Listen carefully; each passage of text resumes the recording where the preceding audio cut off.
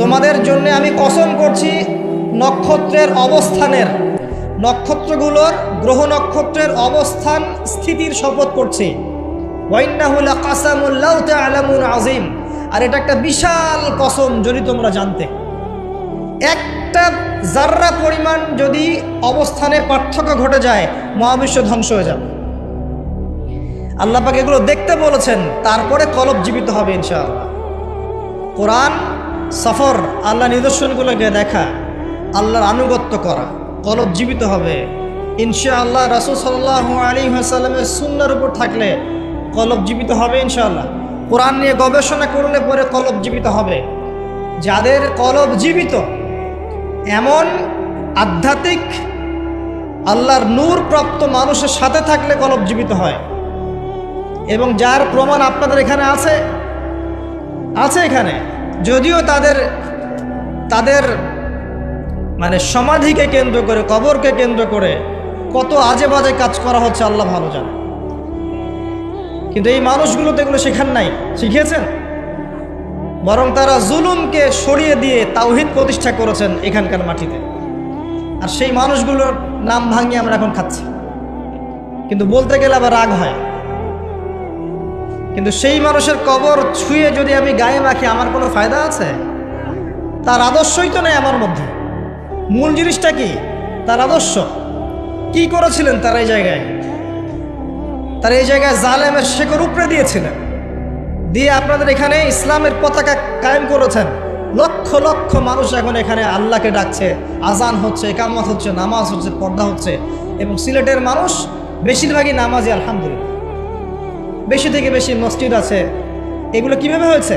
আল্লাহওয়ালা মানুষের সোহবতে হয়েছে। আল্লাহওয়ালা মানুষের সোহবত আত্মশুদ্ধির একটা মাধ্যম, কিন্তু তাদের কবরকে কেন্দ্র করে বাড়াবাড়ি করা যাবে না। এটাতে রাগ হলে আমার কিচ্ছু করার নাই, কিন্তু হক বলতে হবে। হক আল্লাহর পক্ষ থেকে আসে। শুনেন, শিরকের পাপ আল্লাহ পাক মাফ করবেন না। নিঃসন্দেহে কবরে সিজদা করা শিরক, নিঃসন্দেহে। এবং একজন মৃত মানুষের কাছে আপনি দোয়া করছেন, শিরক হচ্ছে। তা সেখানে নজর মানত করছেন, শিরক হচ্ছে। সেখানে জবাই করছেন, শিরক হচ্ছে। নবী সাল্লাল্লাহু আলাইহি ওয়াসাল্লাম কোশ্চিনকালে এগুলো শিক্ষা দেন নাই। তাওহীদে থাকেন, যে কথাটা বলছিলাম, আল্লাহওয়ালা মানুষের সোহবতে থাকেন। ওয়াকুনু মা'আস সাদিকিন, সত্যবাদীদের সাথে থাকো, তাহলে মৃত কলব জীবিত হবে ইনশাআল্লাহু তাআলা। আর কিছু জীবিত হয়, পরকালকে বেশি বেশি স্মরণ করেন। মৃত্যুবরণ করতে হবে। আজকে আমার চারপাশে অনেক মানুষ আছে, আপনার বাবা মা, ভাই বোন, আত্মীয় স্বজন ইত্যাদি, মৌতের পরে 40 দিন, 100 দিন, 1 বছর, এভরিবডি উইল ফরগেট ইউ। সবাই আপনাকে ভুলে যাবে। ইউ উইল বি ফরগটেন, আপনি ভুলে যাবেন। হয়তো বছরে একটা দিনও আপনার সন্তান গিয়ে আপনার কবর জিয়ারত করবে কিনা সন্দেহ আছে। এটাই বাস্তবতা, নির্মম বাস্তবতা। আল্লাহ থেকে এসেছি, আল্লাহ ফিরে যাব, একাই, কেউ নাই সাথে। এই মৌতের ফিকিরটা কলবটাকে জীবিত করবে ইনশাআল্লাহ, নরম করবে ইনশাআল্লাহ। দেখবেন দুনিয়া আপনার কাছে ভালো লাগবে না। দুনিয়ার বিষয়গুলো প্রয়োজন মনে হবে, জাস্ট প্রয়োজন। আমার প্রয়োজন আছে চাকরির, প্রয়োজন করছেন। আপনার প্রয়োজন আছে খাবার দাবার, প্রয়োজন আছে স্ত্রী সন্তান, আপনার প্রয়োজন আছে একটা জব, কিছু একটা। দুনিয়াটা আপনার প্রয়োজন, প্রয়োজন শেষ, আপনি আল্লাহর হয়ে যান। আল্লাহর হওয়া এত সহজ নয়। আল্লাহর হতে হলে শুধু আল্লাহর জন্যই সব কাজ করতে হয়। ইন্না সলাতি ওয়া নুসুকি ওয়া মাহইয়ায়া ওয়া মামাতি লিল্লাহি রাব্বিল আলামিন, তখন গিয়ে আপনি আল্লাহকে পাবেন।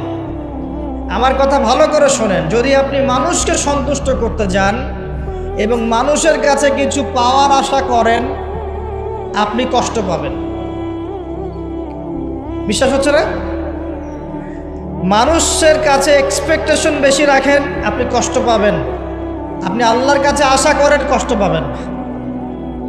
আপনি সমস্ত কাজ আল্লাহকে সন্তুষ্ট করার জন্য করেন, আপনি কষ্ট পাবেন। আর যদি আপনি মানুষের কাছে প্রতিদান আশা করেন, কষ্ট পাবেন।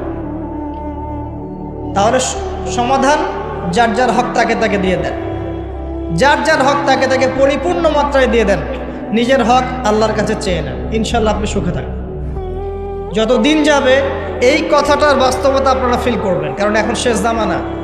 এখন বন্ধনগুলো ভেঙে যাবে, পারিবারিক বন্ধন, আত্মীয়র বন্ধন, প্রতিবেশীর বন্ধন, কাঠামো ভেঙে পড়বে। দেখছেন না কি হচ্ছে পরিবেশ?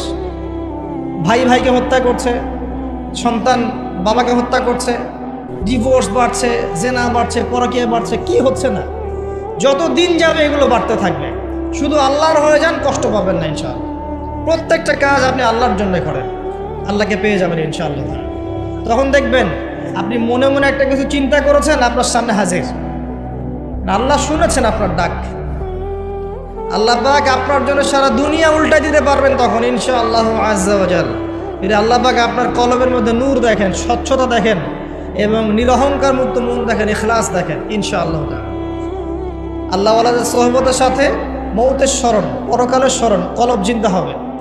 আর কয়েকটা কথা বলি, বেশি খেলে কলব মরে যাবে, বেশি খেলে কলব মরে যায়। এখন দেখা যায় যত বড় আশিক রাসূল তত বড় ভুঁড়ি। নবী সাল্লাল্লাহু আলাইহি ওয়াসাল্লাম এমনটা শেখান নাই। এগুলো আযাব। আমি তো ফিজিক্যালি নবীর সুন্নাহ পালন করতে পারছি না, আমি মানুষের সুন্নাহর দিকে ডাকবো কি? খাওয়াই তো ঠিক নাই, মানে যার খাওয়া ঠিক নাই মানে তার প্রবৃত্তির চাহিদা বেশি, পাশবিক চাহিদা বেশি, প্রবৃত্তির চাহিদা বেশি, কন্ট্রোল করতে পারে না। দেখবেন ফিটনেস ঠিক নাই, বেশি খেলে কলব মরে যাবে, বেশি ঘুমালে কলব মরে যাবে, বেশি কথা বললে কলব মরে যাবে, মানুষের সাথে বেশি বেশি মেলামেশা করলে কলব মরে যাবে। এমনকি বেশি থেকে বেশি যদি আপনি স্ত্রী সহবাস করেন কলব মরে যাবে। সিরিয়াসলি বলছি, প্রবৃত্তিগত যে বিষয়গুলো আছে এগুলোকে কন্ট্রোল করতে পারলে কলব জিন্দা থাকে। এটা তো হালালের কথা বলো, হালাল। আর হারাম যেগুলো, কেউ যদি সুদ খায় তাহলে কলব জিন্দা থাকবে? ঘুষ খেলে কলব জিন্দা থাকে? দুর্নীতি করলে বা ব্যভিচার করলে, জেনা করলে কলব জিন্দা থাকবে? তখন তো ঈমানের সাথে কোনো সম্পর্কই নাই, ডিসকানেক্টেড। এই কাজগুলো করার চেষ্টা করে আল্লাহ পাক আমাদের সবাইকে তৌফিক ইনায়াত করুন, আমিন। এই অংশে গিয়ে আমি আসন্ন রমাজান কেন্দ্রিক কিছু কথা আপনাদের সাথে শেয়ার করছি। ইনশাআল্লাহ তাআলা এই কথাগুলো আপনাদের কাজে দেবে ইনশাআল্লাহ। আমরা এখন শাবান মাসে বসে আছি, আমাদের সামনে রমাদান। আমরা সবাই এই হাদিসটা শুনেছি যে রমজান মাসে গুনাহ মাফ করাতে পারলো না সেই ব্যক্তির জন্য ধ্বংস। কিন্তু আমরা আসলে জানি না অনেকেই যে কিভাবে ইফেক্টিভলি রমাজানকে কাজে লাগানো যায়। ইফেক্টিভলি রমাজানকে কাজে লাগানোর জন্য কয়েকটা কাজ আমি আপনাদেরকে বলে দিচ্ছি। আমি দোয়া করছি আল্লাহ পাক প্রথমে আমাকে করার তৌফিক দান করুন, অতঃপর আপনাদের সবাইকে করার তৌফিক ইনায়াত করুন। আমি তাদের অন্তর্ভুক্ত হতে চাই না যাদের জিহ্বাকে আগুনের কেচি দিয়ে কেটে দেওয়া হবে। কাদের কেচে দেওয়া হবে? এক শ্রেণীর বক্তা যারা বলতো কিন্তু করতো না। আর এটা বিশ্বাস রাখেন, এই চেয়ারগুলোতে এখন যারা বসে সবাই কথা অনুযায়ী কাজ করে না, সবাই কথা অনুযায়ী কাজ করে না। আর বাহ্যিকভাবে যা দেখা যায় ভিতরে সবসময় এমন থাকে না। তো এখন জনগণ স্মার্ট, মানুষ আস্তে আস্তে বুঝতে পারে জিনিসগুলো। আর আল্লাহ রাব্বুল আলামিন যখন কাউকে কবুল করে নেবেন, আল্লাহ রাব্বুল আলামিন তার জন্য মানুষের মনে ভালোবাসা সৃষ্টি করবেন ইনশাআল্লাহ। আর আল্লাহ পাক যখন কাউকে অপদস্থ করতে চাবেন তখন কারো সাধ্য নাই তাকে ঠেকায়। আল্লাহ যদি কাউকে কবুল করেন, সারা দুনিয়ার মানুষ মিলেও তাকে বিতর্কিত করতে পারবে না। কথা কি বুঝতে পারছেন? ওসব কৌশল করে লাভ নাই, এসব কৌশল বাদ দেন। আল্লাহ যদি কাউকে কবুল করেন তাহলে সারা দুনিয়ার মানুষের ক্ষমতা নাই তার চুল পরিমাণ ক্ষতি করে। আর পরকালের জীবনের সফলতাই চূড়ান্ত। যদি আমি আপনি পুলসিরাত পার হতে না পারি, কেউ সফল নই। যেই হন আপনি, যদি আপনি আমি আর আমি যেই হই না কেন, আমরা যেই হই না কেন, যদি পরকালে পুলসিরাত পার হতে না পারি, কেউ সফল নই। আর এমন একজন ব্যক্তি যার নামও জানি না, মানুষ তাকে চেনেও না, পরকালে আমার আগে চলে গেছে পুলসিরাত পার হয়ে, এই ব্যক্তি সফল। এটাই হচ্ছে পরকালের বাস্তবতা। দুনিয়ার জীবন তুচ্ছ, কিচ্ছু না। এখানে সফলতা ব্যর্থতা চূড়ান্ত মানদণ্ড হবে না, পরকাল হবে ইনশাআল্লাহ। তাই সবাই পরকালের বান্দা হওয়ার চেষ্টা করি, আল্লাহ পাক তৌফিক দান করুন।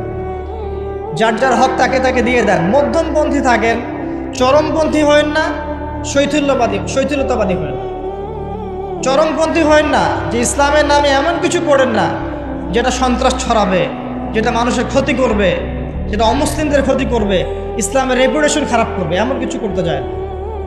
একই সাথে এত শৈথিল্যতাবাদীও হয় না যে খালি লা ইলাহা ইল্লাল্লাহ পড়েছে বাস জান্নাত, এখন আমি ঘুষ খাই, সুদ খাই, জেনা করি, ব্যবসা করি, যা ইচ্ছা তাই করি, এমনটা করতে যায় না।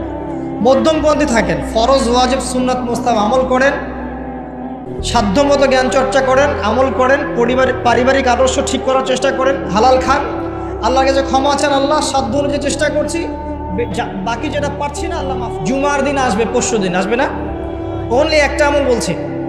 জুমার দিনে আমি 3টা আমলকে বেশি গুরুত্ব দেই। 1 নাম্বার হচ্ছে সূরাতুল কাহফ, যেটা আপনাকে মাসিহুদ দাজ্জাল থেকে বাঁচাবে। 2 নাম্বার বেশি থেকে বেশি দরুদ পড়া, এই দিন দরুদ পেশ করা হয় নবী সাল্লাল্লাহু আলাইহি ওয়াসাল্লামের কাছে। আর 3 নাম্বার এটা যেটা আপনাদেরকে শেয়ার করছি, সেটা হলো আল্লাহ রাসূল সাল্লাল্লাহু আলাইহি ওয়াসাল্লাম বলেছেন, কেউ যদি জুমার দিনে সকাল সকাল গোসল করে, আর্লি মর্নিং গোসল করে ফেলে, একদম ফরজ গোসলের মতো, এবার সবচেয়ে উত্তম কাপড়টা পরে, নোংরা কাপড় না, বেস্ট কাপড়টা পরে, আতর খুশবু ব্যবহার করে, সুগন্ধি ইউজ করে, সুগন্ধি ব্যবহার করে সে সকাল সকাল পায়ে হেঁটে মসজিদে যায়, বাহনে চড়ে নয়, পায়ে হেঁটে মসজিদে গিয়ে ইমাম বয়ান খুতবা শুরু করার আগেই মসজিদে চলে গেছে, ইমামের কাছাকাছি বসে, কাউকে কষ্ট দেয় না, ইমাম খুতবা দিচ্ছে সে চুপচাপ শুনছে, কাউকে কষ্ট দেয় না, এমনকি পাশে কেউ কথা বলে তাকে এতটুকু বলে না চুপ করো, এতটুকু বলে না, চুপচাপ খুতবা শুনে নামাজ পড়ে ইমামের সাথে সালাম ফিরায়। নবী সাল্লাল্লাহু আলাইহি ওয়াসাল্লাম বলছেন, এই যে প্রতি পদক্ষেপ হেঁটে এসেছে, প্রত্যেক পদক্ষেপের বিনিময়ে 1 বছরের নফল নামাজ, 1 বছরের নফল রোজা নেকি দেয়া। এই আমলগুলো খুব সহজে আমরা করতে পারি। আমি শুরু করলাম কিছু আমল দিয়ে, যে আমলগুলো আপনারা নিয়মিত করার চেষ্টা করেন, আল্লাহ পাক আপনাদের সবাইকে তৌফিক এনায়েত করুন, আমিন। আর কিছু কিছু সূরা আছে যেগুলো নিয়মিত পড়তে হয়, যেমন সূরা ফালাক, সূরা নাস, সূরা ইখলাস, সকালে 3 বার, সন্ধ্যায় 3 বার, 3-3-3 9, আবার 3-3-3 9। নবী সাল্লাল্লাহু আলাইহি ওয়াসাল্লাম বলছেন, দৃশ্য অদৃশ্যের যে কোনো অনিষ্ট থেকে আল্লাহ পাক আপনাকে হেফাজত করবেন ইনশাআল্লাহ। আরও আছে সূরা মুলক, এই যে রাত হয়েছে এখন, রাতের বেলা কেউ যদি ঘুমানোর আগে সূরা মুলক তেলাওয়াত করে ঘুমায়, ওই ব্যক্তির কবরের আযাব সূরা মুলক ঠেকিয়ে দিবে ইনশাআল্লাহ। সূরা মুলক আল্লাহর সাথে তর্ক করবে, বাকবিতণ্ডা করবে এবং তার পাঠকারীর জন্য সুপারিশ করবে, আল্লাহ পাক তার কবরের শাস্তি মাফ করে দিবেন ইনশাআল্লাহ। যে ঘরের মধ্যে সূরা বাকারা তেলাওয়াত করা হয়, সেই ঘর থেকে শয়তান পালিয়ে যায়। যে ব্যক্তি সূরা বাকারা নিয়মিত তেলাওয়াত করে, তার জীবনে বরকত নেমে আসে। কি আসে? আল্লাহর রহমত আর বরকত নেমে আসে। যে সূরা বাকারা তেলাওয়াত ছেড়ে দেয়, সূরা বাকারা তেলাওয়াতটা করে না, ছেড়ে দেয়, তার জীবনে আক্ষেপ আসে, আক্ষেপ। সূরা বাকারা এবং আলী ইমরান কিয়ামতের মাঠে মেঘের মতো থাকবে, যা পাঠককে ছায়া দিবে ইনশাআল্লাহ তাআলা। এছাড়া আপনারা জানেন যে প্রত্যেকটা হরফে 10টা করে নেকি আপনারা পাবেন। আলিফ লাম মিম বললে মিনিমাম 30টা নেকি পাবেন ইনশাআল্লাহ। আয়াতুল কুরসি, আয়াতুল কুরসি প্রত্যেক ফরজ নামাজের পর একবার করে যে পাঠ করবে, মৃত্যু ব্যতীত এই ব্যক্তির জান্নাতে যাওয়ার কোনো বাধা নাই। মৃত্যুবরণ করলেই জান্নাত ইনশাআল্লাহ তাআলা। আরেকটা আমল বলে দেই, সূরাতুল বাকারা এর শেষের 3টা আয়াত। আমাদের নবী সাল্লাল্লাহু আলাইহি ওয়াসাল্লাম মেরাজে গিয়েছিলেন। মেরাজে নবী সাল্লাল্লাহু আলাইহি ওয়াসাল্লামকে আল্লাহ পাক 3টা হাদিয়া দিয়েছেন স্পেশাল। কয়টা? তার প্রথমটা হচ্ছে 50 ওয়াক্ত সালাত, যেটাকে আমরা এখন 5 ওয়াক্ত পড়ি, কিন্তু নেকি হবে 50 ওয়াক্তের। যে 5 ওয়াক্ত পরে 50 ওয়াক্তের নেকি হবে ইনশাআল্লাহ। এই উম্মতের যে কেউ যে কোনো ভালো কাজ করলেই 10 দিয়ে গুণ করা হবে ইনশাআল্লাহ। 1 টাকা দান করেছেন, 10 টাকার নেকি পাবেন মিনিমাম। একটা ভালো কথা বলেছেন 10টা ভালো কথা নেকি পাবেন ইনশাআল্লাহ। একটা রোজা রেখেছেন 10টা নেকি পাবেন ইনশাআল্লাহ। এই উম্মতের জন্য খাস, একটা ভালো কাজ করলে 10 গুণ বাড়িয়ে দেওয়া হয়, কিন্তু একটা খারাপ কাজ করলে 10 গুণ বাড়ানো হবে না, একটাই থাকবে ইনশাআল্লাহ। প্রথম হাদিয়া 50 ওয়াক্ত নামাজ।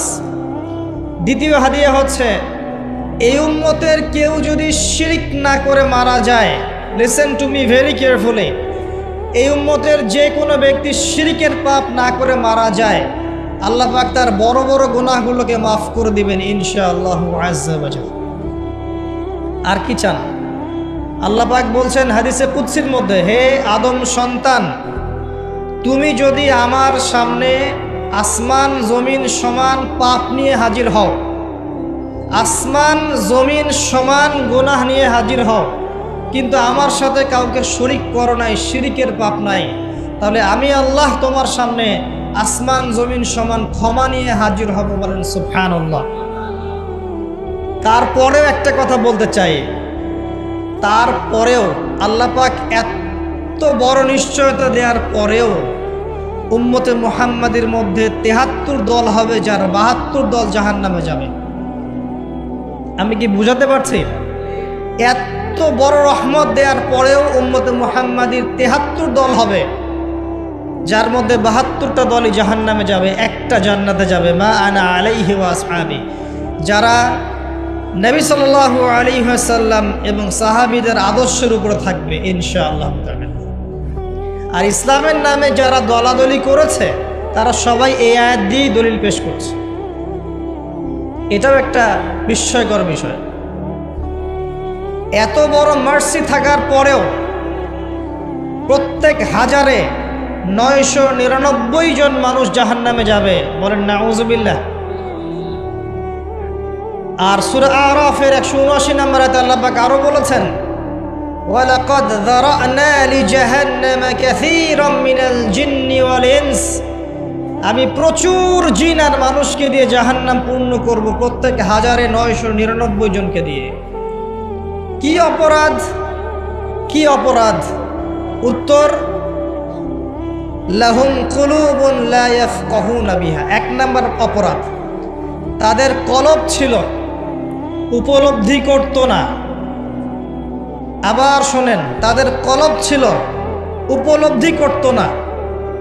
ওয়ালাহুম আযানুন লা ইয়াসমাউনা বিহা, কান দিয়েছিলাম শোনে নাই।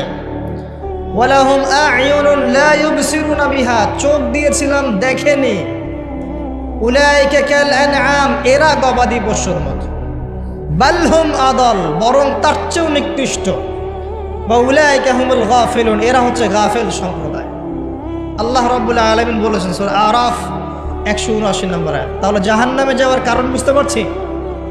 3টা বড় বড় কারণ। হৃদয় দিয়েছে আল্লাহ উপলব্ধি করার জন্য, এমনি এমনি নয়। আল্লাহ পাক কান দিয়েছেন শোনার জন্য। কি শুনবেন? আল্লাহর ওহী শোনেন নাকি মিউজিক শুনবেন? গান বাজনা শুনবেন? কি শুনবেন? কান দিয়েছি শোনে নাই, হক কথা শোনেনি। ওয়ালাহুম আ'য়ুনুন লা ইউবসিরুনা বিহা, চোখ দিয়েছিলাম দেখে নাই। কি দেখে নাই? আল্লাহর নিদর্শন দেখেনি, আল্লাহর মারিফত দেখে নাই, আল্লাহকে উপলব্ধি করেনি, আল্লাহর সামনে আত্মসমর্পণ করেনি। চোখ দিয়েছে, কি দেখেছে? চোখ দিয়ে জেনা দেখেছে, পর্নোগ্রাফি দেখেছে, মিথ্যা দেখেছে, বাতিল দেখেছে। চোখের আরেকটা ব্যাখ্যা আছে, চোখ মানে শুধু বাইরের চোখ না, এখানে ভিতরের চোখকে বোঝানো হয়েছে। কোথায় দলিল? দলিল আছে সূরা হজে আল্লাহ পাক বলেছেন, তারা জমিনে সফর করে না কেন? তারা জমিনে কেন সফর করে না? যদি সফর করত তাদের মৃত কলব জীবিত হতো। প্রকৃতপক্ষে তাদের দুচোখ অন্ধ নয়, বরং অন্ধ তাদের কলব, যা হৃদয়ের ভিতরে আছে। তাহলে বুঝতে পারলাম আরেকটা কলব আছে। আরেকটু ভালো করে বুঝাই। আবু জেহেল এবং আলী রাদিয়াল্লাহু আনহু, আবু জেহেলের নাম শুনেছেন? আলী রাদিয়াল্লাহু আনহুর নাম শুনেছেন? দুইজনকে আমরা ডাক্তারের কাছে পাঠালাম। কোথায় পাঠালাম? চোখের ডাক্তারের কাছে। যে চোখের ডাক্তার চেক আপ করে দেখে বলল যে দুইজনের চোখ তো ক্লিয়ার, কোনো সমস্যা নাই। এখন আপনি আমাকে বলেন, আবু জেহেল সত্য চিনতে পারলো না কেন? আর আলী রাদিয়াল্লাহু আনহু সত্য চিনতে কিভাবে পারলেন? কোন চোখ দিয়ে বলেন এবার? দুজনের বাইরের চোখ কি নষ্ট থেকে একটা পশু হয়ে গেছে, ভিতর থেকে পশু। ছোট ছোট মেয়েদেরকে পেলে ধরে ধর্ষণ করে ফেলবে। বিগত 8 দিনে 42 জন শিশুকে এদেশে ধর্ষণ করা হয়েছে। এদেশে আপনি রিপোর্ট দেখেন, খবর দেখেন না? তারাও তো হিমশিম খাচ্ছে পরিস্থিতি সামলাতে। এই যে কিশোর অপরাধ যে বেড়েছে, এই যে কিশোর গ্যাং তৈরি করছে, এরা কত বছর বয়সেদের? 15 থেকে 20 এবং এমনভাবে ক্রাইম করে আপনার মাথা খারাপ হয়ে যাবে, চিন্তাই করতে পারবেন না। এত সুপরিকল্পিতভাবে ক্রাইম করেছে। গতকালই আমি দেখেছি যে পতিতালয়ে গিয়েছে 2 বন্ধু, এক বন্ধু জেনা করেছে, আরেক বন্ধু ভিডিও করেছে। আরেক বন্ধুকে ব্ল্যাকমেইল করছে ওই ভিডিও দিয়ে। যাকে ব্ল্যাকমেইল করা হচ্ছে এ সেই বন্ধুকে জবাই করে চলে গেছে। খুব চমৎকার সমাজ না আমাদের এখন? যখন আমরা বলি যে এই যুব সমাজকে কোরআন শেখান, রাসূলের সুন্নাত শেখান, আল্লাহর রাস্তায় সময় দেওয়ার মানসিকতা তৈরি করেন, বাধ্যতামূলক কোরআন শেখান, নামাজি বানান, ইসলামিক বই পুস্তক পড়ান, আলেম ওলামাদের সামনে নিয়ে আসেন, ওদের সাথে বসান, কথাবার্তা শোনান, তখন আপনি বলে দেন তারা জঙ্গি হয়ে যাবে, সন্ত্রাসী হয়ে যাবে? তারা কোরআনের কাছে আসলে সন্ত্রাসী হয়ে যাবে? এখন তারা কি আছে? এই কিশোর গ্যাংয়ের ছেলেরা কি?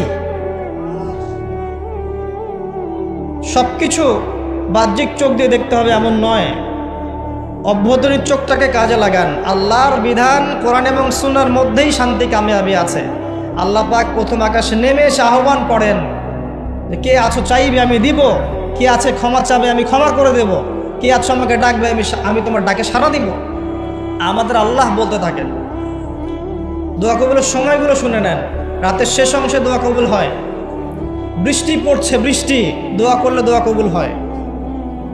আজান হচ্ছে, আজানের উত্তর দেন, উত্তর দেওয়ার পরে আজানের দোয়া পড়েন, তারপরে রাসূলের প্রতি দরুদ পড়েন সাল্লাল্লাহু আলাইহি ওয়াসাল্লাম, হাত উঠিয়ে দোয়া করেন, দোয়া কবুল হয়ে যাবে ইনশাআল্লাহ। আজান হয়েছে, ইকামত হবে। আজান ইকামতের মাঝখানে একটা সময় আছে না? এই সময় দোয়া করেন, দোয়া কবুল হয়ে যাবে ইনশাআল্লাহ। সুন্দর করে ওযু করেন, ওযু করে হাতটা তুলে দোয়া করেন, দোয়া কবুল হয়ে যাবে ইনশাআল্লাহ। 2 রাকাত নামাজ পড়েন, 2 রাকাত নামাজে মনোযোগ ঠিক রাখার চেষ্টা করেন, নামাজ শেষে হাত তুলে দোয়া করেন, দোয়া কবুল হয়ে যাবে ইনশাআল্লাহ। আপনি কোনো ভালো কাজ করেছেন, গোপনে দান করেছেন বা কোনো দান সাদাকা করেছেন, ভালো কাজ করেছেন, কেউ দেখে নাই, আল্লাহ দেখেছেন, এই কাজটাকে ওসিলা করে দোয়া করেন, দোয়া কবুল হয়ে যাবে ইনশাআল্লাহ। পারা যাবে? আরেকটা বড় অস্ত্র বলে দিচ্ছি, নামাজের সেজদায় যখন আপনার মাথা আপনার সবচেয়ে উঁচু জায়গাটা সবচেয়ে নিচু জায়গায় লাগিয়েছেন, আল্লাহর সামনে নত করেছেন, এই সেজদায় তাসবিহ পাঠ করেন সুবহান রাব্বিয়াল আ'লা, অথবা সুবহানাকা আল্লাহুম্মা রাব্বানা ওয়া বিহামদিকা আল্লাহুম্মা ইগফিরলি, অথবা সুবহান কুদ্দুসুন রাব্বুল মালাইকাতি ওয়ার রূহ পাঠ করেন। করার পর দোয়া করেন। সেজদায় যে দোয়াই করবেন ইনশাআল্লাহ কবুল হয়ে যাবে। সেজদায় যে দোয়াই করবেন ইনশাআল্লাহ কবুল হয়ে যাবে। বলেন সুবহানাল্লাহ। নবী সাল্লাল্লাহু আলাইহি ওয়াসাল্লাম বলেছেন, বান্দা সেজদায় আল্লাহর যতটা কাছে থাকে অন্য কোনো সময় এত কাছে যেতে পারবে না। আর আমরা কি করে টুক করে সেজদা দিয়ে টুক করে উঠে যাই, একটা দোয়া করার সুযোগ পাই না, চান্সও দেই না। সেজদায় দোয়া কবুল হয়। প্রত্যেকটা সেজদায় একটা করে দোয়া করেন না, একটা করে দোয়া করেন। আরবিতে দোয়া করতে পারলে সবচেয়ে ভালো, যেগুলো কোরআন এবং সুন্নাহ থেকে সাব্যস্ত। যদি নফল নামাজ পড়েন, আপনার আরবি জানা নাই মোটেই, বাংলাতেই বলেন আল্লাহ আমি অসুস্থ, আমাকে শেফা দাও, আল্লাহ আমার ছেলেটাকে হিদায়াত দাও, আল্লাহ আমার রিজিক প্রশস্ত করে দাও, আল্লাহ আমাকে হালাল রিজিকের ব্যবস্থা করে দাও, আল্লাহ আমাকে মাফ করে দাও, বলা যায় না? দোয়া কবুল অন্যতম সময় রমজান মাস যেটা সামনে আসছে, রোজা রাখা অবস্থায় আপনি দোয়া করলে দোয়া কবুল হয়ে যাবে ইনশাআল্লাহ। এবং যখন মানুষ আপনার আমল দেখছে না, আপনি গোপনে আমল করছেন, সৎ আমল, যে কাজগুলো মানুষ দেখছে না, আপনি জানেন, আল্লাহ জানেন, ওই কাজগুলোকে দোহাই করে আল্লাহর কাছে দোয়া করেন, কবুল হয়ে যাবে ইনশাআল্লাহ। আরও আছে, অসুস্থ হয়েছেন, দোয়া করেন, দোয়া কবুল হতে পারে। অসুস্থ রুগী দেখতে গিয়েছেন, রুগীকে বলেন রোগীকে বলেন আমার জন্য দোয়া কর, দোয়া কবুল হবে ইনশাল্লাহ। রোগীর দোয়া ফেরেশতাদের দোয়ার মতো, রোগীর দোয়া মালায়েকার দোয়ার মতো কবুল হয়ে যায়। দোয়া কবুল করতে হলে বেশি বেশি দরুদ পড়েন, ইনশাল্লাহ দোয়া কবুল হয়ে যাবে। ওই সাহাবীর কথা বলছিলাম, তিনি বলছেন ইয়া রাসূলুল্লাহ আমি দোয়ায় কতটুকু দরুদ পড়ব? নবীজি বলছেন তোমার যতটুকু ইচ্ছা। সাহাবী বলছেন আমি কি 4 ভাগের 1 ভাগ করব? নবীজি বললেন তোমার যতটুকু ইচ্ছা, বাড়াতে পারলে ভালো হয়। সে বলছে আমি কি তাহলে অর্ধেক দরুদ পড়ব? নবীজি বললেন তোমার ইখতিয়ার, যদি বাড়াতে পারো খায়ের। সবশেষে সাহাবী বলছেন আমি কি পুরোটা সময় দরুদ পড়ব? নবীজি বলছেন তাহলে তোমার কোনো দুশ্চিন্তা থাকবে না, তোমার কোনো টেনশন থাকবে না, তোমার সব কিছু ক্লিয়ার। ইহকাল পরকালের সব দায়িত্ব আল্লাহ নিয়ে নেবেন। একটা কালিমা আছে, সকালে এবং সন্ধ্যায় 7 বার করে পড়লে আল্লাহ পাক ওই ব্যক্তির দুনিয়া আখিরাতের সমস্ত দায়িত্ব নিয়ে নেবেন ইনশাআল্লাহ তাআলা। বলে দেব সেটা কি? হাসবি আল্লাহ লা ইলাহা ইল্লাহু আলাইহি তাওয়াক্কালতু ওয়া হুয়া রাব্বুল আরশিল আযীম। কোন সূরায় আছে এটা? কে বলতে পারবেন? একজনও নাই? আলেম একজন বলেছেন, আমি জেনারেলদের কাছ থেকে উত্তর চাচ্ছিলাম। কোথায় আছে? হাসবি আল্লাহ লা ইলাহা ইল্লাহু আলাইহি তাওয়াক্কালতু ওয়া হুয়া রাব্বুল আরশিল আযীম। যে সূরা আপনাকে প্রমাণ করে দিবে যে আপনি মুমিন না মুসলিম না মুনাফিক, তার নাম সূরা তাওবা। একটা সূরা কোরআনের যে প্রমাণ করে দিবে যে আমি আসলে মুমিন না আমি আসলে মুসলিম না আমি আসলে মুনাফিক, প্রমাণকারী সূরার নাম হচ্ছে তাওবা। এই সূরার শেষের দিকে আছে, একদম শেষে, হাসবি আল্লাহ লা ইলাহা ইল্লাহু আলাইহি তাওয়াক্কালতু ওয়া হুয়া রাব্বুল আরশিল আযীম। হাসবি আল্লাহ, আল্লাহ আমার জন্য যথেষ্ট। লা ইলাহা ইল্লাহু, তিনি ছাড়া কোনো ইলাহ নাই। আলাইহি তাওয়াক্কালতু, আমি তার প্রতি তাওয়াক্কুল করেছি, ভরসা করেছি। ওয়া হুয়া রাব্বুল আরশিল আযীম, তিনি মহান আরশের রব। এই কথা যে বলবে সকালে 7 বার, সন্ধ্যায় 7 বার, দুনিয়া আখিরাতের যে কোনো প্রয়োজন আল্লাহ পাক পূরণ করে দিবেন ইনশাআল্লাহ। এটা আরেকজন নবী বলেছিলেন, তার নাম কি? এটা একজন নবী বলেছিলেন, তার নাম কি? যাকে আগুনে ফেলা হচ্ছিল, এবার বুঝতে পারছেন কি নাম? ইব্রাহিম আলাইহিস সালাম। যখন তাকে ফেলা হচ্ছে তখন জিবরাইল আলাইহিস সালাম চলে এসেছেন, এসে বলছেন যে আমার কাছে কি আপনার কোনো প্রয়োজন আছে? আপনি চাইলে। আর তিনি কতই না উত্তম কর্মবিধায়ক। বলার সাথে সাথেই আল্লাহ পাক বললেন ইয়া নার, হে আগুন, কুনি বারদান ওয়া সালামান আলা ইব্রাহিম, হে আগুন ঠান্ডা হয়ে যাও, শীতল আরামদায়ক ঠান্ডা হয়ে যাও ইব্রাহিমের জন্য। এই আমলগুলো নিয়মিত করেন, আল্লাহ পাক করার তৌফিক দান করুন, আমিন। একবার নবী সাল্লাল্লাহু আলাইহি ওয়াসাল্লাম ঘরে বসে আছেন এবং তখন ফজরের আজান দিয়েছে। তিনি বাসা থেকে বের হয়ে গেলেন, দেখলেন যে তার স্ত্রী মুসল্লায় নামাজ পড়ছে এবং নামাজ শেষ করে তিনি সুবহানাল্লাহ, আলহামদুলিল্লাহ, আল্লাহু আকবার, লা ইলাহা ইল্লাল্লাহ এগুলো পড়ছেন। হাতে খেজুরের বিচি আছে, খেজুরের বিচি, এগুলো দিয়ে পড়ছেন, গুনছেন। নবীজি চলে গেলেন নামাজে সাল্লাল্লাহু আলাইহি ওয়াসাল্লাম, গিয়ে সালাত পড়লেন, তার সকালের কাজগুলো সারলেন। সকালে ফজরের পরে তিনি দার্স দিতেন, সাহাবীদেরকে কিছু বলতেন, কেউ স্বপ্ন দেখলে সেটা শুনতেন, ব্যাখ্যা করতেন, সময় লাগতো। এরপর ইশরাকের নামাজ পড়ে বাসায় আসতেন। তিনি সকালের সমস্ত কাজ সেরে বাসায় ফিরে দেখলেন স্ত্রী রাদিয়াল্লাহু আনহা তখনও ওই অবস্থাতেই বসে আছেন এবং তাসবিহ তাহলিল করছেন। আল্লাহর নবী সাল্লাল্লাহু আলাইহি ওয়াসাল্লাম অবাক হয়ে জিজ্ঞাসা করলেন, তুমি কি তখন থেকে এখানে বসে আছো? তখন থেকেই তাসবিহ তাহলিল করছো? তার স্ত্রী বললেন, হ্যাঁ ইয়া রাসূলুল্লাহ সাল্লাল্লাহু আলাইহি ওয়াসাল্লাম। তখন নবীজি বললেন, আমি তোমার এখান থেকে বের হওয়ার পরে মাত্র 3টা কালিমা, মাত্র 5টা কালিমা 3 বার পড়েছি। কয়টা কালিমা? মাত্র 5টা কালিমা আমি 3 বার পড়েছি।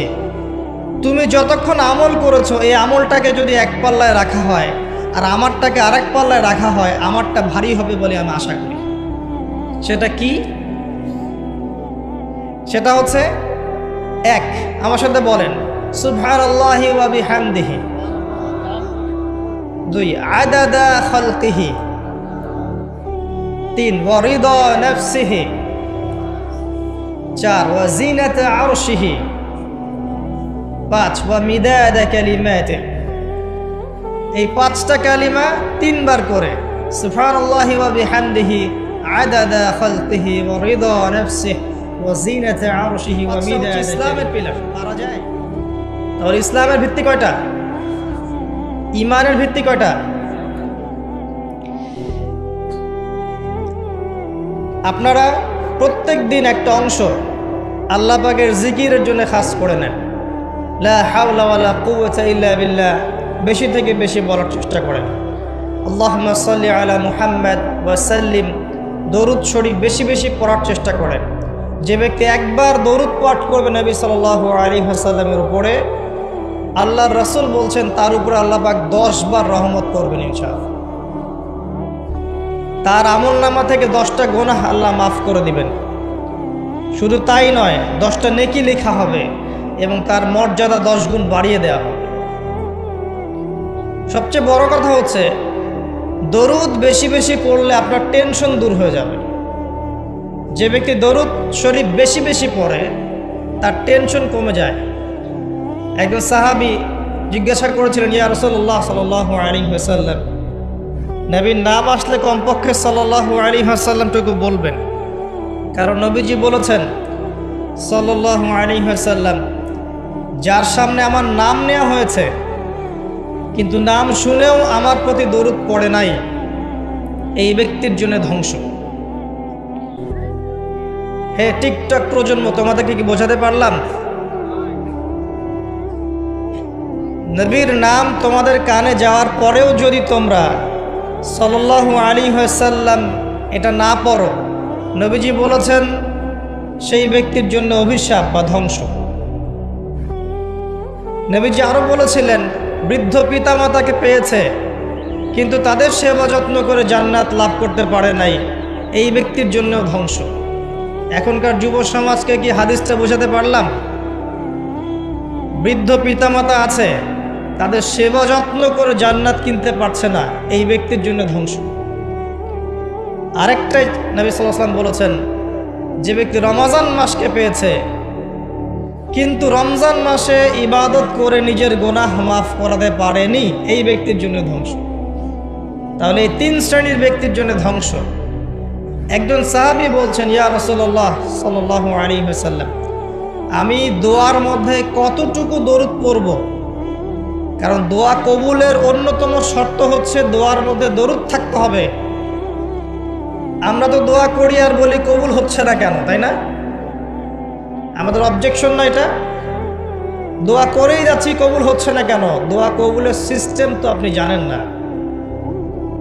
আল্লাহ পাক বলছেন, বান্দা যখন আমার কথা জিজ্ঞাসা করে,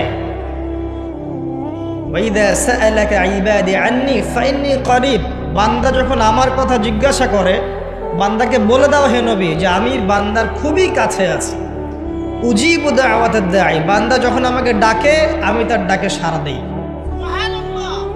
আল্লাহ বলছেন এই কথা, এবং আল্লাহ পাক তার রাসূলের মাধ্যমে জানিয়েছেন অন্য হাদিসে, রাতের শেষ অংশে, ধরে নেন যে 1টা থেকে 4টা বা 2টা থেকে 5টা, আল্লাহ ভালো জানেন, রাতের শেষ অংশে, রাতকে 3টা ভাগে ভাগ করেন। এখন চলছে রাতের 2য় ভাগ নাকি? রাত শুরু হয় কখন থেকে? পশ্চিমাদের মতো রাত 12টা থেকে। সূর্য ডুবলেই রাত শুরু হয়। পশ্চিমারা শিখিয়েছে রাত 12টা 1 মিনিটে দিন রাত শুরু হয়, তাই না? আর আল্লাহ পাক শিখিয়েছেন সূর্য উঠলেই দিন, সূর্য ডুবলেই রাত। রাতকে 3 ভাগ করে ফেলেন। শেষ অংশে আল্লাহ রাব্বুল আলামিন প্রথম আকাশে নেমে আসেন। আল্লাহ পাক কিভাবে নেমে আসেন এটা প্রশ্ন করার দরকার নাই, এটা আমাদের বুঝে আসবে না।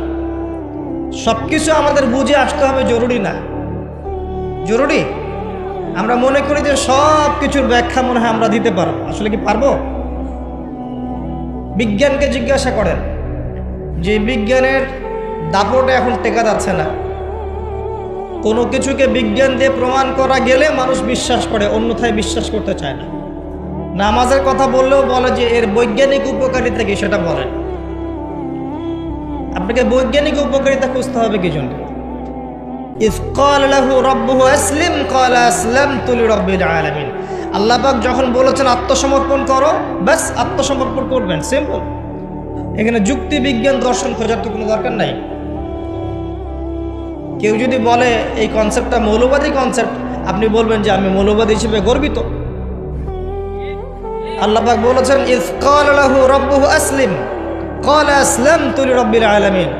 ইব্রাহিমকে তার রব বলেছেন আত্মসমর্পণ করো। যখনই বলেছেন তখনই তিনি আত্মসমর্পণ করেছেন। এর নাম ইসলাম। সবকিছুকে এই তিনটা বিষয় দিয়ে প্রমাণ করা নাও যেতে পারে। বিজ্ঞানকে শুধু জিজ্ঞাসা করেন না যে can you give us the definition of soul, রূহ। বিজ্ঞান, তুমি কি আমাদেরকে আত্মার সংজ্ঞা দিতে পারবে? পারবে? আত্মা কাকে বলে, কত প্রকার, কি কি? আত্মা কঠিন নাকি তরল না বায়বীয়? পারবে? পারা যাবে? তাহলে কি আত্মার অস্তিত্ব নাই? একজন মানুষ জীবিত, একজন মৃত, কি পার্থক্য এর মধ্যে? একজন জীবিত, একজন মৃত, কি পার্থক্য? কি নাই তার মধ্যে? জিজ্ঞাসা করেছিল নবী সাল্লাল্লাহু আলাইহি ওয়াসাল্লামকে, ওই যে তিনটা প্রশ্ন করেছিল না, আসহাবুল কাহফের কি হয়েছিল, জুলকারনাইন বাদশার কি হয়েছিল, এবং রূহ কাকে বলে। তারাও এর সংজ্ঞা খুঁজেছে। আর ইহুদিদের কাছে সবচেয়ে বেশি আসমানি কিতাব এসেছে, বানু ইসরাইল। আল্লাহ পাক উত্তরে কি বলেছেন? সূরা বানি ইসরাইলের 81 নম্বর আয়াতটা পড়ে দেখো।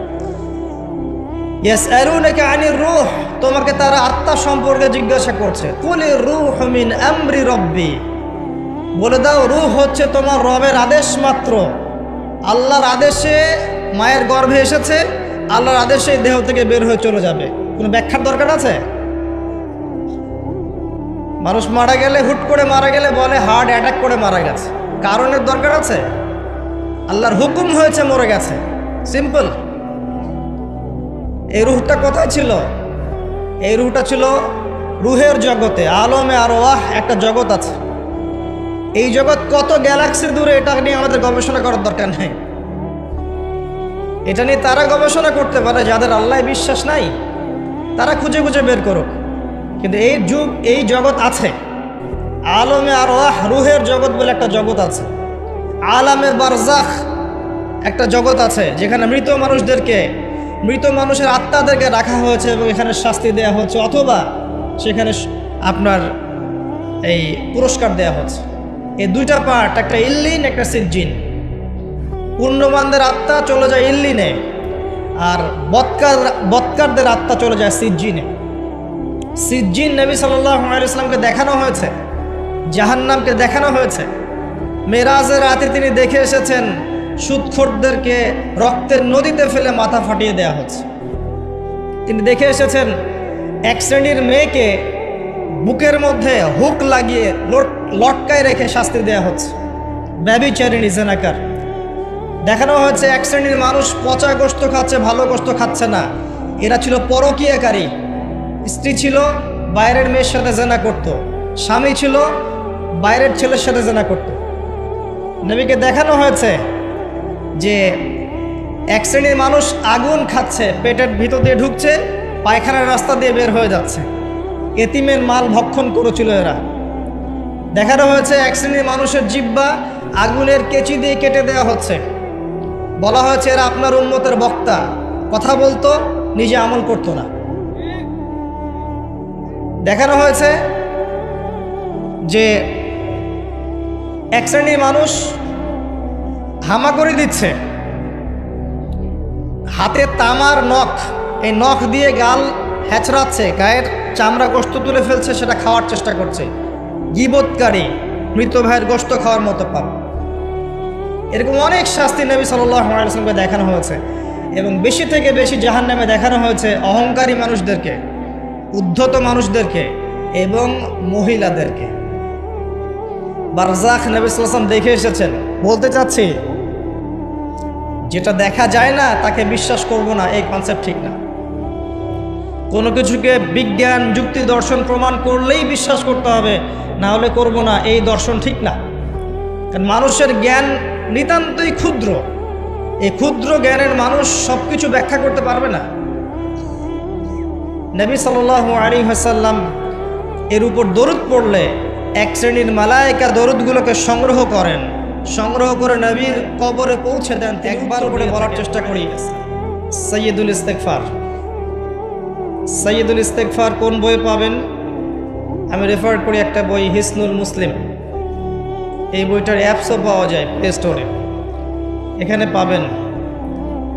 সকালবেলা পড়ার পরে কেউ যদি সন্ধ্যার আগে মারা যায় ইনশাল্লাহ জান্নাতে যাবে। সন্ধ্যাবেলায় পড়ার পরে ফজর হওয়ার আগে যদি মারা যায় ইনশাল্লাহ জান্নাতে যাবে। কোনটা সাইয়্যিদুল ইস্তিগফার? আল্লাহুম্মা আনতা রাব্বি লা ইলাহা ইল্লা আনতা খালাকতানি আনা আবদুক ওয়া আনা আলা আহদিক ওয়া ওয়া'দিকা মাস্তাতা'ত আউযু বিকা মিন শাররি মা সানা'ত আবুউ লাকা বিনি'মাতিকা আলাইয়া ওয়া আবুউ বিযানবি ফাগফিরলি ফাইন্নাহু লা ইয়াগফিরু যুনুবা ইল্লা আনত। এর আগে কখনো শুনেছেন? যাদের মুখস্থ নাই, এটা মুখস্থ করা যাবে? সারা জীবনে মাশাআল্লাহ আমরা এসএসসি পাস করেছি না, এইচএসসি করেছি, অনার্স মাস্টার্স করেছি, physics, chemistry, biology, economics, political science, geopolitics, BCS coaching, computer course সব করেছি না? সাইয়্যিদুল ইস্তিগফারটা মুখস্থ করা যাবে না? যাবে ইনশাআল্লাহ। আল্লাহ পাক তৌফিক দান করুন। চেষ্টা করেন প্রত্যেক দিন বেশি থেকে বেশি বলার জন্যে লা হাওলা ওয়ালা কুওয়াতা ইল্লা বিল্লাহ। পারা যাবে ইনশাআল্লাহ। জান্নাতে গাছ রোপণ করতে চান? আপনি কি চান জান্নাতে আপনার বাগান থাকুক, খেজুর বাগান?